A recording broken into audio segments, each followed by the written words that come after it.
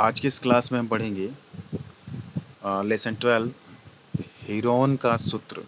Heron का सूत्र या इसी को हीरोन्स फार्मूला भी कहते हैं, है ना।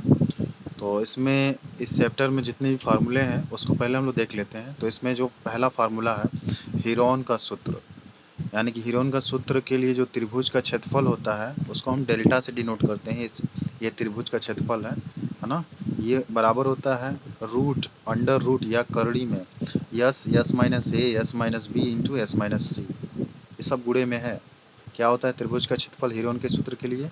डेल्टा बराबर करड़ी में s s minus b a s minus b s minus c, ये होता है। यहाँ पे देख सकते हैं ये त्रिभुज ए बी सी है ना। तो इस कोण के ये जो कोण ए है, इस कोण के सामने की जो भुजा होगी वो स्मॉल ए होगी, यहाँ पे स्मॉल ए।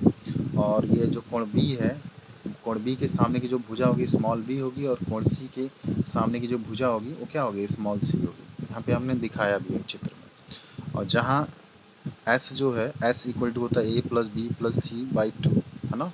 एस क्या होता है? एस ये जो त्रिभुज का एस जो होता है त्रिभुज का क्या होता है? अर्ध परिमाप होता है एस।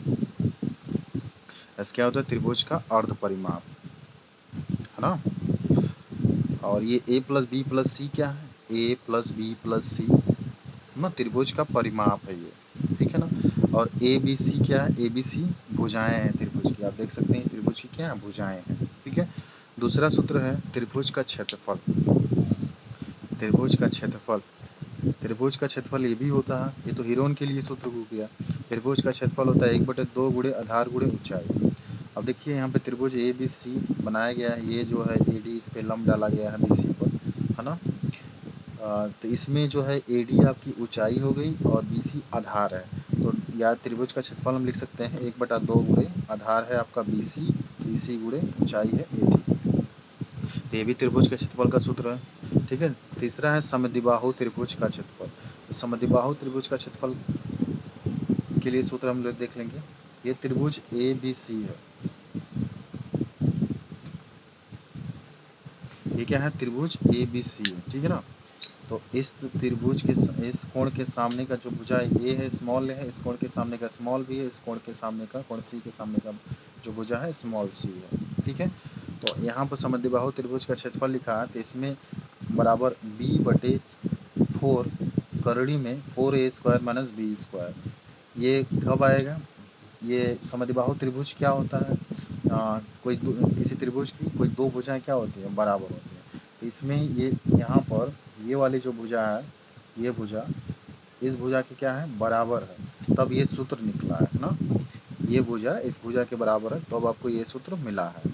तो समद्विबाहु त्रिभुज का क्षेत्रफल का जो सूत्र है b/4 करड़ी में 4a² माइनस b², ठीक है। अगला हम देखते हैं, चौथा फार्मूला है समबाहु त्रिभुज का क्षेत्रफल। समबाहु त्रिभुज का क्षेत्रफल, समबाहु त्रिभुज क्या होता है? जिसकी तीनों भुजाएं क्या होती हैं? बराबर होती हैं, है ना। तो तीनों भुजाएं ए है यहाँ पर, जिसका क्षेत्रफल होता है √3/4 करड़ी में 3/4 a²। पांचवा जो सूत्र है समकोण त्रिभुज का क्षेत्रफल, ये होता है बराबर 1/2 गुणे समकोण वाली भुजा का गुणनफल, है ना।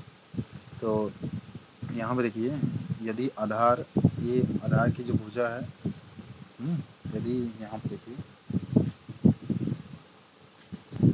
यहाँ देखिए आधार की लंबाई ए है और ऊंचाई जो है बी है, तो ये हो जाएगा 1/2 गुणे 1 गुणे बी, है ना। ये या समकोण त्रिभुज का क्षेत्रफल बराबर 1/2 गुणे ए गुणे बी, ये हो जाएगा। यहाँ पर नोट में हम लिख देते हैं, नोट त्रिभुज का जो क्षेत्रफल का जो यूनिट होता है, जो मात्रक होता है, वर्ग इकाई होता है ना।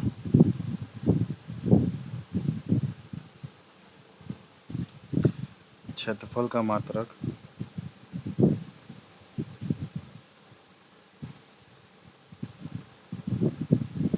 वर्ग इकाई होता है, वर्ग इकाई होता है, ठीक है। क्षेत्रफल का जो मात्रक होता है क्या होता है? वर्ग इकाई होता है। मतलब अगर समबाहु त्रिभुज का क्षेत्रफल निकाल रहे हैं तो यहाँ पे √3/4 a² वर्ग इकाई लिख लेंगे, ना बगल में यूनिट इसका लिख लेते हैं। तो ये तो हो गया सूत्र। अब हम इसी पर आधारित है ना प्रश्नावली 12.1 का क्वेश्चन नंबर 1 देखेंगे। तो आइए देखते हैं क्या दिया हुआ है।